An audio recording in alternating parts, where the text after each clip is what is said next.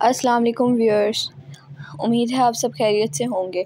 आज मैं आपके साथ शेयर करने लगी हूँ 9th class chemistry very important questions. बहुत ज़्यादा इंपॉर्टेंट क्वेश्चंस जिनके बोर्ड में आने के चांसेस ज़्यादा होते हैं। ये इंतहाई इम्पॉर्टेंट है। इनको आप लोगों ने अपनी एग्ज़ाम्स की तैयारी के साथ साथ ज़रूर प्रिपेयर कर लेना है और लाइक का बटन ज़रूर दबाइएगा, ठीक है।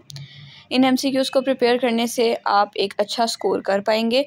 और जैसे कि आप लोगों को पता है कि चैनल को सब्सक्राइब करना भी बेहद ज़रूरी है। ऐसे ही वीडियो देखकर मत चले जाइएगा। ये आप लोगों के बोर्ड की तैयारी के लिए इंतहाई अहम है। आजकल आप लोगों को ईद की छुट्टियां हुई हैं तो उन्हें बिल्कुल भी वेस्ट मत कीजिएगा। The example of non electrolytes concentrated solution of NaCl is called metal which floats on water. Molecular mass of water, number of moles are equivalent to 8 grams of carbon dioxide. Electronic configuration of fluorine. The base of long form of periodic table is the result of transfer of electron between atom appear to. ये MCQs हैं, इनके सामने 4 options दिए हैं। इनको इंतहाई एहतियात से आप लोगों ने ज़रूर सॉल्व करना है क्योंकि और ज़्यादातर एक्सरसाइज के MCQs आप लोगों को पूछे जाते हैं पेपर्स के अंदर। Which of the following has the triple bond. इसके बाद अगर हम लोग चलें अपने क्वेश्चन पेपर पर आएँ, ठीक है, तो पहला पार्ट आप लोगों को जो शॉर्ट क्वेश्चंस का आता है वो स्टार्टिंग वाले चैप्टर्स में से आता है, ठीक है। स्टार्टिंग वाले चैप्टर्स को अच्छे तरीके से करने से आप लोगों का शुरू वाला पार्ट बहुत अच्छे तरीके से अटैम्प्ट हो पाएगा। आप लोगों को 8 क्वेश्चंस आते हैं जिनमें से आप लोगों ने यानी 5 अटैम्प्ट करने होते हैं। ये आप लोगों का पार्ट 1 होता है, ठीक है। आप लोग 9th में हो या फिर 10th में भी हैं, इवन आप लोगों का पार्ट 1 यही होता है। आप लोगों ने 8 में से 5 सवाल ही करने होते हैं। जैसे पहला है what is the relative atomic mass. Relative atomic mass क्या होता है, इसके अंदर डेफिनेशन और साथ आपने इसकी वैल्यू ज़रूर लिखनी है। Define empirical formula with an example, यानी एक नंबर एग्जाम्पल का मौजूद है, आप लोगों ने इसे ज़रूर करना है।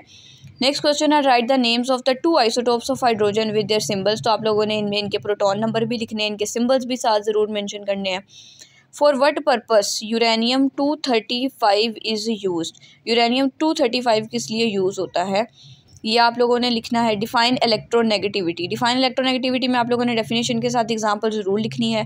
How many elements are present in the 4th and 6th period. तो आप लोगों ने इसमें सिर्फ एलिमेंट्स के नंबर्स लिख देने हैं।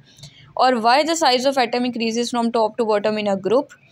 इस क्वेश्चन के अंदर आप लोगों ने इसकी रीजंस को अच्छे तरीके से अटैम्प्ट करना है। पॉइंट्स की बुलेट्स की फॉर्म में आप लोगों ने लिखना है।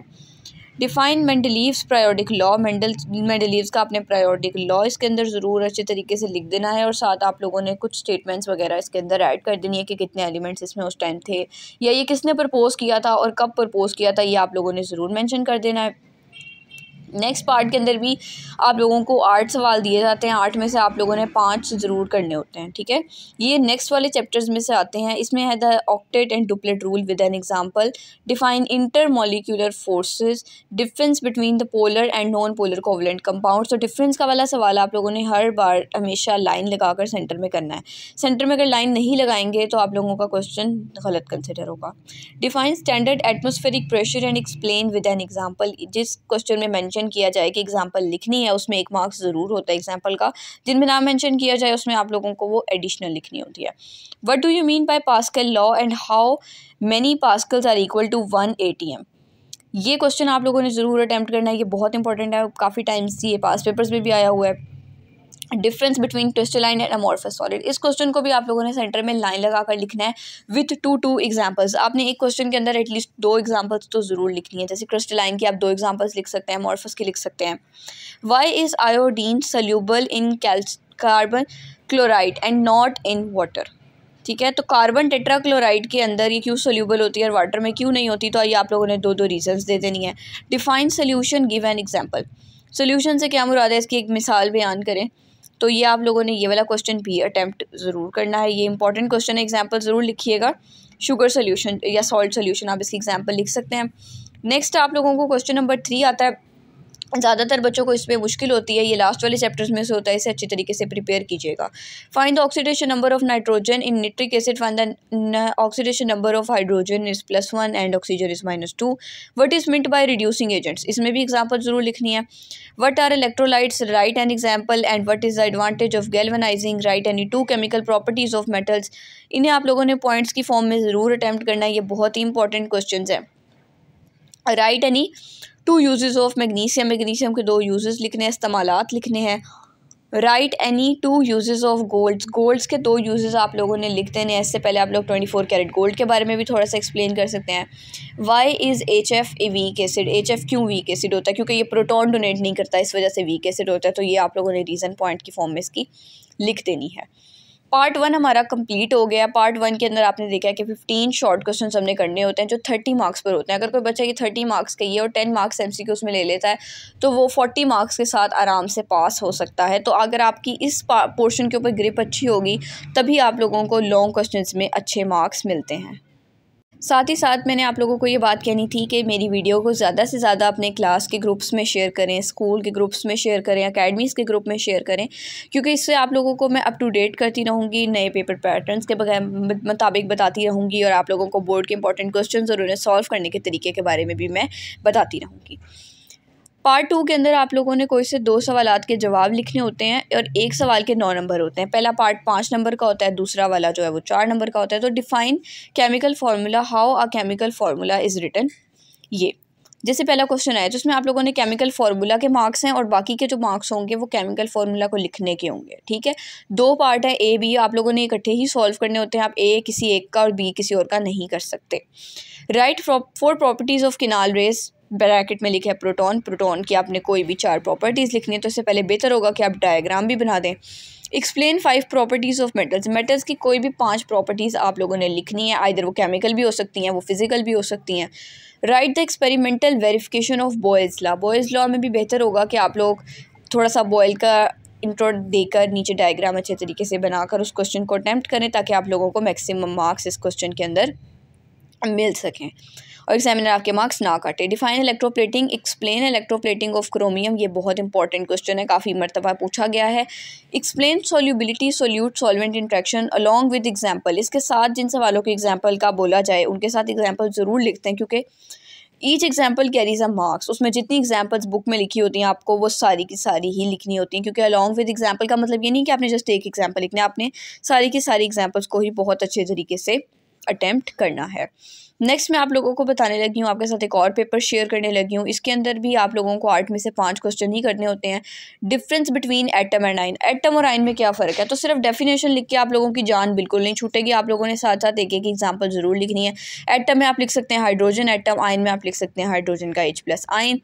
डिफाइन फिजिकल केमिस्ट्री को डिफाइन करें, इसका स्कोप लिखें। Right to examples of isotope, तो पहले आइसोटोप की डेफिनेशन लिखें फिर एग्जांपल लिखें। Defects of Rutherford atomic model, तो वो आप लिख सकते हैं, इसके अंदर डायग्राम साथ बना सकते हैं। What means meant by atomic radius, किसी एक एलिमेंट का रेडियस आपको जैसे कार्बन का दिया गया है वो लिखें। How many groups and periods are there in the modern periodic table, उनकी वैल्यूज़ लिखें, उनके ब्लॉक्स वगैरह लिखें। Write the trend of ionisation energy in the periodic table, इसमें आप लोग डायग्राम भी बना सकते हैं। डिफाइन इफेक्टिव न्यूक्लियर चार्ज, इसमें आप लोग शील्डिंग इफेक्ट की डेफिनेशन भी ऐड कर सकते हैं। इसके अंदर आप लोगों को फुल फ्लेज लिखना होगा, इसमें आपको 5 में से 2 सेम वही हिसाब है कि आप लोगों को इसमें 10 मार्क्स मिलने हैं। अगर आप अपना ये वाला पोर्शन अच्छे तरीके से अटैम्प्ट करते हैं 7 MCQs, तो आप अच्छे नंबरों से पास हो सकते हैं। सेकंड पार्ट के अंदर आपका पहला क्वेश्चन दिया गया है कि how hydrogen bonding affects the physical properties of molecules. इसमें आप लोगों ने प्रॉपर रीजनिंग करनी है। रीजन करने के बाद आप लोगों ने इसमें एक एग्जांपल भी ऐड कर देनी है, जैसे बॉन्ड एंगल वगैरह की। Why does ice floats on water, ये आप लोगों ने लिखना है, इसमें डेंसिटी की वैल्यू ज़रूर लिखनी है। What type of covalent bond is formed in nitrogen molecule, nitrogen के मॉलिक्यूल में कोवलेंट बॉन्डिंग कैसी होती है, तो इसकी आप लोगों ने स्ट्रक्चर डायग्राम ज़रूर बनानी है। What is meant by vapour pressure, vapour pressure से क्या मुराद है, इसमें भी आप लोग डायग्राम बना सकते हैं। Intermolecular forces effects evaporation solution, give one example names of 2 factors which effect solubility और डिफाइन द टिंडल इफेक्ट।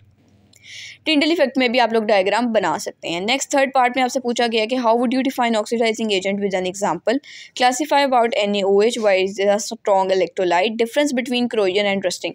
क्रोयन और रस्टिंग का डिफरेंस आप लोगों ने लाइन लगा के लिखना है कि जो क्रोयन होती है वो किसी भी मेटल की हो सकती है, जबकि रस्टिंग का वर्ड हम स्पेसिफिकली यूज़ करते हैं आयरन के लिए। What is meant by electroplating, इसमें भी आप लोग गैल्वेनाइजिंग भी लिख सकते हैं। Y copper use for making electric wires, क्योंकि वो डक्टाइल होता है, ये आप लोग रीज़न लिख सकते हैं। The valency of chlorine is 1, chlorine की वैलेंसी 1 क्यों होती है, क्योंकि ये ग्रुप 1 से ताल्लुक़ रखता है, दैट्स वाई इसकी वैलेंसी जो है हम 1 ले लेते हैं। डिफाइन इलेक्ट्रोपॉजिटिविटी क्या होती है। The first and second ionisation of magnesium in your words, तो मैग्नीशियम की फर्स्ट और सेकंड आयनाइजेशन एनर्जीज़ को आपने डिस्क्राइब करना है, मगर साथ वैल्यू ज़रूर लिखनी है। फर्स्ट और सेकंड की कितनी होती है। नेक्स्ट आपसे पूछा गया है लॉन्ग क्वेश्चन। तो लॉन्ग क्वेश्चन में पहला क्वेश्चन है कि how to write a chemical formula and what are isotopes, describe isotopes of hydrogen, carbon and chlorine, ये है। सेकंड पार्ट में आपसे पूछा गया है what is a coordinate covalent bond formed and explain with 2 examples what is the vapour pressure, how it is affected by intermolecular forces. ठीक, describe the rules for assigning the oxidation state. तो इसमें आप लोगों से सिर्फ rules ही बेशक पूछे गए हैं, मगर आप लोगों ने इसमें सबसे पहले डेफिनेशन लिखनी है, उसके बाद आप लोगों ने 8 रूल्स को लाइन वाइज लिखना है, इंपॉर्टेंट वर्ड्स को मार्कर के साथ हाईलाइट करना है। Define solubility, what is general principle of solubility. तो सबसे पहले सॉल्युबिलिटी जिनके अंदर प्रॉपर पूछा जाए, जैसे डिफाइन सॉल्युबिलिटी है या फिर व्हाट आर आइसोटॉप्स है, व्हाट इज़ वेपर प्रेशर है। ऐसे क्वेश्चन के अंदर अगर ये 5 मार्क्स का है तो इसमें 2 मार्क्स, और अगर ये 4 मार्क्स का है तो इसमें से 1 मार्क्स डेफिनेशन के लिए मखसूस किया जाता है। और काफ़ी क्वेश्चंस में तो बहुत खुला करके उन्होंने लिखा होता है कि किसी एक क्वेश्चन में किस चीज़ के कितने मार्क्स हैं। जैसे व्हाट आर आइसोटॉप्स वाले क्वेश्चन को देख लें तो उसमें उन्होंने 1+3 लिखा है। इसका मतलब ये है कि अगर आप खाली आइसोटॉप्स की डेफिनेशन अटैम्प्ट करते हैं तो 1 मार्क्स मिलेगा, और तीनों टाइप्स लिखने पर आपको 3 मार्क्स मिलेंगे। तो ये था पैटर्न।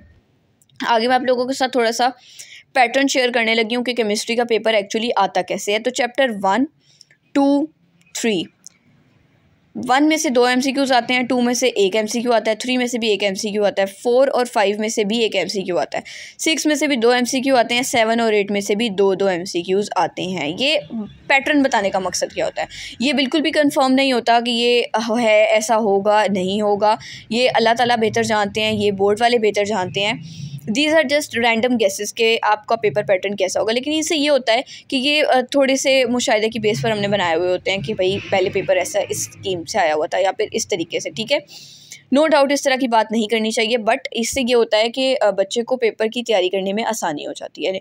इसके कंफर्म होने के चांसेस कोई भी नहीं होते हैं, ये सिर्फ एक रैंडम पैटर्न अटैम्प्ट होता है। जैसे चैप्टर 1, 2, 3 में से 3, 2 और 3 सवाल आएंगे। क्वेश्चन नंबर 3 में 4, 5, 6 से शॉर्ट क्वेश्चन पूछे जाएंगे जो 2, 3 और 3 आएंगे, और क्वेश्चन नंबर 4 में 7वें और 8वें चैप्टर से ही 4 सवाल पूछे जाएंगे। तो इसका आप लोगों का ग्रिप करना इसके ऊपर बहुत ज़्यादा ज़रूरी है। अगर आप लोग इसके ऊपर ग्रिप नहीं करते तो लास्ट पार्ट के अंदर आप लोगों के शॉर्ट क्वेश्चन ज़रूरी हैं कि रह जाएंगे। तो इनमें आप लोगों ने एक्सरसाइज को ज़रूर फोकस करना है। पेपर के अंदर जो मेजर पोर्शन होता है वो आपका एक्सरसाइज होता है। एक्सरसाइज के शॉर्ट क्वेश्चंस पूछे जाते हैं, एक्सरसाइज के MCQs पूछे जाते हैं। एक ग्रुप में ऑलमोस्ट सारे ही एक्सरसाइज से ही पूछे जाते हैं, जबकि दूसरे ग्रुप में 20 से 30% अंदर से पूछा जाता है। ये डिपेंड करता है आपकी किस्मत पर, ये डिपेंड करता है बोर्ड पर, ये डिपेंड करता है आपकी शिफ्ट पर, लेकिन इसके सरदर्द लेने की आप लोगों को बिल्कुल ज़रूरत नहीं है। लॉन्ग क्वेश्चन के अंदर अगर देखा जाए तो लॉन्ग क्वेश्चन की अगर मैं आप लोगों को स्कीम दिखाऊं तो इसमें आप लोगों ने 3 में से 2 करने होते हैं। A, B पार्ट आपको आता है। A पार्ट चैप्टर 1 से, B 4 से, फिर 2, 5 और 6 और 7 का पेयर बनता है। मेरे चैनल को लाइक और सब्सक्राइब ज़रूर कीजिएगा। Thanks for watching my video. ज़्यादा से ज़्यादा शेयर करें। अल्लाह हाफिज़, टेक केयर, बाय बाय।